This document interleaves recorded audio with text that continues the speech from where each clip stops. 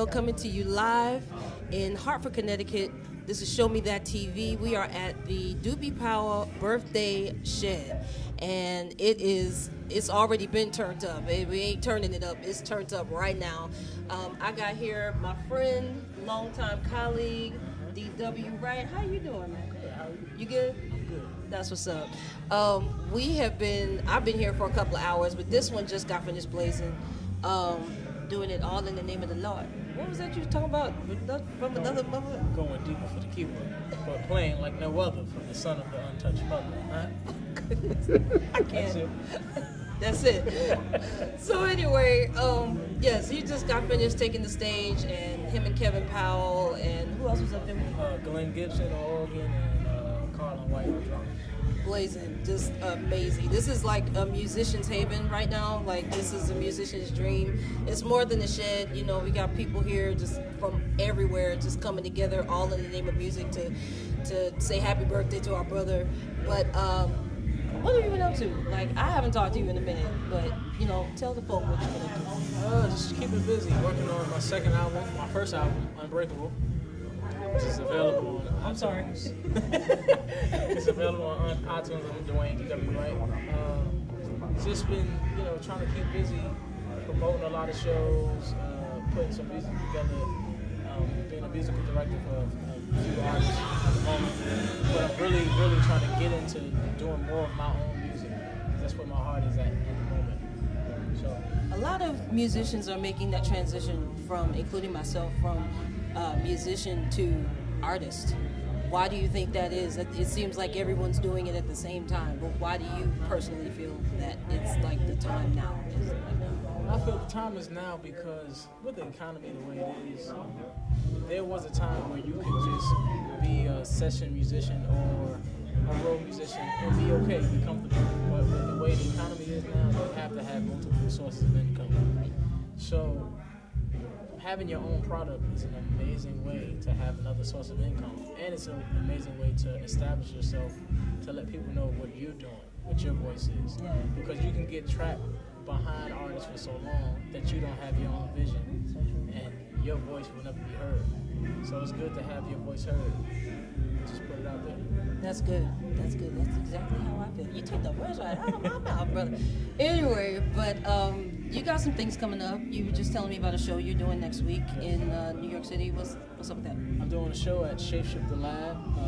It's actually my birthday show. My birthday is June 20th. I'm doing the show June 21st, featuring myself, Corey Henry, Carlin White, Robert Stevens, Jay White. Then on July 10th, I'm doing a show at the Bubble Lounge, and it's actually an acoustic show.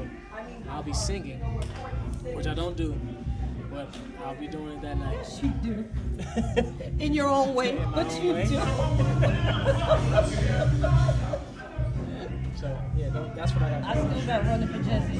Oh, yeah. It's a hit. It's a hit. Yeah, that's my joint right there. Anyway, but on the serious tip though, I was asking you earlier about where music is now.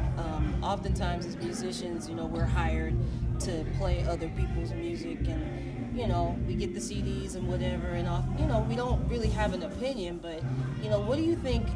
Let's start off with gospel. Are you particularly happy with where it's going?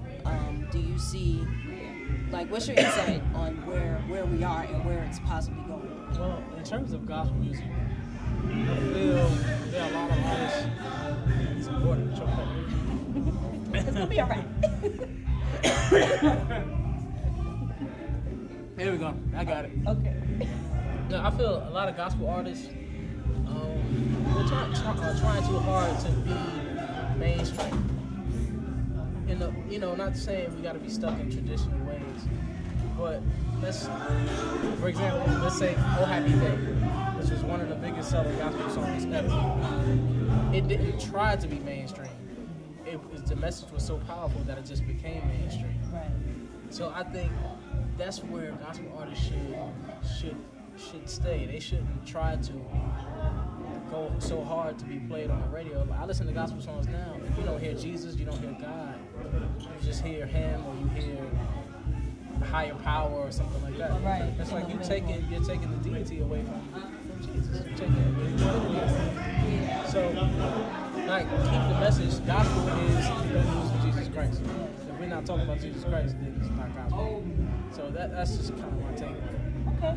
Well, I mean, that's like the dopest insight I've heard so far. And a lot of the times we don't get to talk about that type of thing between peers because we're so busy working.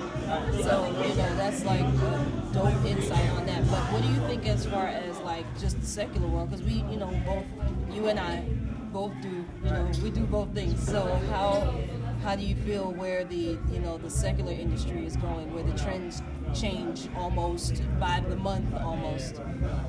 I think music as a whole, you know, we've gone away from live instrumentation for so long that a little kid can sit in his room, pull up a loop, and repeat it for 4 minutes and 12 seconds, and it becomes the biggest song. But there's no passion, there's no connection to the music. It's just noise. It's always organized noise. It's what I call it. Wow. But I think we're coming back to the age of session music, instrumentation. You look at some of the artists, like Justin Timberlake.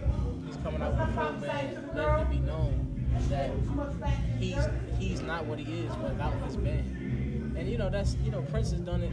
Of course, you know Prince has done it forever. And those are the artists that have longevity. You look at the artists that have been touring and working for 30, 40 years. You look at Frankie Beverly Mays. Those are bands. You know, no offense to, you know, some of the hip hop artists, the rappers, but that stuff has a season. It's like shooting stars. They burn out eventually. So I think live instrumentation is coming back, and it's gonna take back over its rightful place. Well, you're definitely one of those that are keeping that tradition alive with, you know, coming out with great music. I have your record. I listen to it a lot. I've even shed it too. But I mean, I think it's just wonderful that we, as you know, the ones that are in the background, the worker bees, we get out there and do our own thing and let the world know that, you know, this is, you know, I contributed to, you know, the person who we're playing behind. This is the sound that you heard, that was actually me. You know what I mean? There's oftentimes I listen to a record with myself on it, and it's like, that's me, but you know, such and such's name is on it, and so this is the time now, I feel, of the live musician. So, you know, thank you for being one of the movers and shakers in that movement. Thank you. And keep doing your thing, because you know, thank you, because you know, we gotta work though. We do. We live in the same city now, so we're gonna work. We're doing a record together. Okay. A few records together. Okay, now you told them that. I'm telling them. Okay, that means you gotta call. Me and Cassio are doing a few records together because she's amazing, and I'm a fan. Oh, well, thank you so much. Thank you. This is Cassandra O'Neal reporting with Show Me That TV. We're gonna come back with some other stuff. Stay tuned. It's gonna get live, y'all. You really want to play?